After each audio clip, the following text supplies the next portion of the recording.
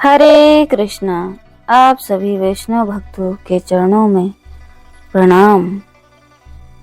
छठ का महापर्व आने वाला है। आस्था का प्रतीक है। छठ पूजा कार्तिक मास के शुक्ल पक्ष की चतुर्थी से शुरू होता है। सप्तमी तक चलने वाला छठ महापर्व 25 से 28 अक्टूबर 2025 तक मनाया जाएगा। कहते हैं, जो भी श्रद्धा से छठी मैया की कथा सुनता है उसके जीवन में सुख, शांति और समृद्धि आती है। हिंदू धर्म में छठ पूजा का विशेष महत्व है।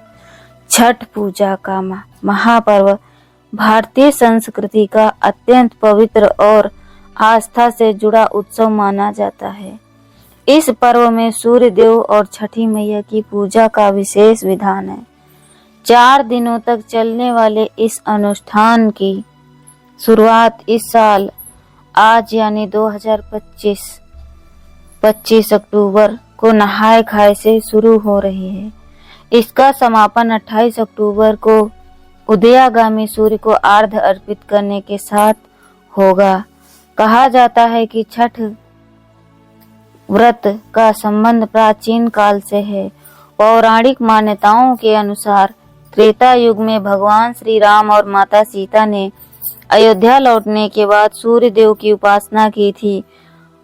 वहीं द्वापर युग में कर्ण और द्रौपदी ने भी सूर्य देव की आराधना की थी। इसके अलावा राजा प्रियव्रत द्वारा की गई पूजा से छठ महापर्व का आरंभ माना जाता है।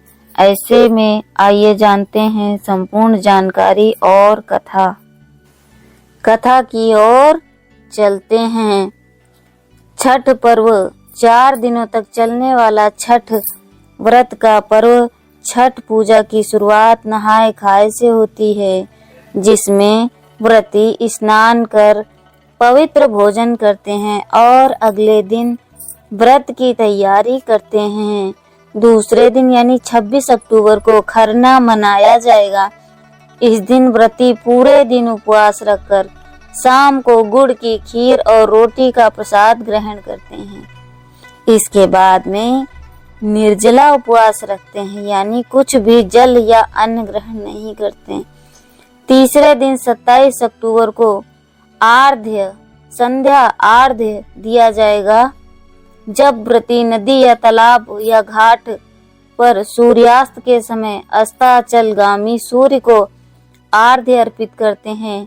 अगले दिन 28 अक्टूबर को उगते सूर्य को आर्घ्य देकर व्रत का समापन किया जाता है। यही छठ पूजा का सबसे बड़ा महत्वपूर्ण क्षण माना जाता है। इसी छठ के दौरान महिलाएं और पुरुष दोनों सूर्य देव और छठी मैया से अपने परिवार के सुख समृद्धि की कामना करते हैं। छठ पूजा की पौराणिक कथा। छठ पूजा की एक पौराणिक कथा राजा प्रियव्रत और रानी मालिनी से संबंधित है। कहा जाता है कि राजा प्रियव्रत के कोई संतान नहीं थी, जिससे वे बहुत दुखी थे। संतान प्राप्ति के लिए उन्होंने अपनी पत्नी के साथ महर्षि कश्यप के मार्गदर्शन में यज्ञ किया। यज्ञ के बाद रानी ने खीर का प्रसाद ग्रहण किया और गर्भवती हुई, लेकिन दुर्भाग्यवश एक मृत पुत्र को जन्म दिया। इस दुख से व्याकुल होकर राजा प्रियव्रत ने अपने जीवन का अंत करने का निश्चय किया। तभी उनके सामने एक दिव्य देवी प्रकट हुई, जिन्होंने कहा, मैं ब्रह्मा जी की पुत्री और सृष्टि की छठी शक्ति हूँ, इसीलिए मुझे षष्ठी देवी या छठी मैया कहा जाता है। देवी ने राजा से कहा कि यदि वे उनकी आराधना करेंगे और दूसरों को भी इसके लिए प्रेरित करेंगे तो उन्हें संतान सुख अवश्य मिलेगा। राजा प्रियव्रत ने कार्तिक माह की शुक्ल पक्ष की षष्ठी तिथि को देवी षष्ठी की विधिवत पूजा की परिणाम स्वरूप उन्हें एक पुत्र की प्राप्ति हुई। तभी से इस दिन छठी मैया की पूजा करने की परंपरा शुरू हुई। भगवान राम और माता सीता ने भी की थी सूर्य देव की पूजा। पौराणिक मान्यताओं के अनुसार त्रेता युग में भगवान श्री राम के अयोध्या लौटने के बाद छठ व्रत की शुरुआत हुई। लंकापति रावण का वध करने के बाद श्री राम को ब्रह्म हत्या का पाप लगा। इस पाप से मुक्ति पाने के लिए उन्होंने ऋषि मुनियों से उपाय पूछा। तब ऋषि मुद्गल ने उन्हें कार्तिक शुक्ल पक्ष सृष्टि षष्ठी के दिन सूर्य देव की आराधना करने का निर्देशन दिया। श्री राम और माता सीता ने 6 दिनों तक मुद्गल ऋषि के आश्रम में रहकर विधि विधान से सूर्य देव की पूजा की। तभी से यह परंपरा लोक आस्था में छठ पर्व के रूप में मनाई जाने लगी। द्रौपदी ने रखा था छठ का व्रत। द्वापर युग में छठ व्रत का विशेष महत्व रहा।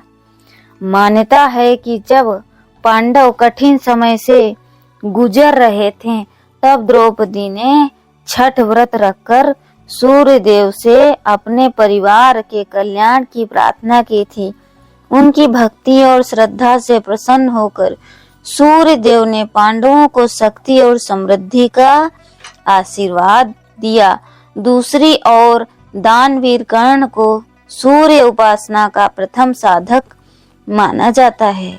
वह प्रतिदिन प्रातःकाल नदी में स्नान कर देव को आर्घ्य देते हैं, अर्पित करते हैं। उनकी इस दिनचर्या से ही सूर्य पूजा की परंपरा स्थापित हुई, जो आज भी छठ पर्व के रूप में श्रद्धा से निभाई जाती है। तो ये जानकारी आपको कैसी लगी हमें जरूर बताएं और बने रहें हमारे YouTube चैनल में। सभी को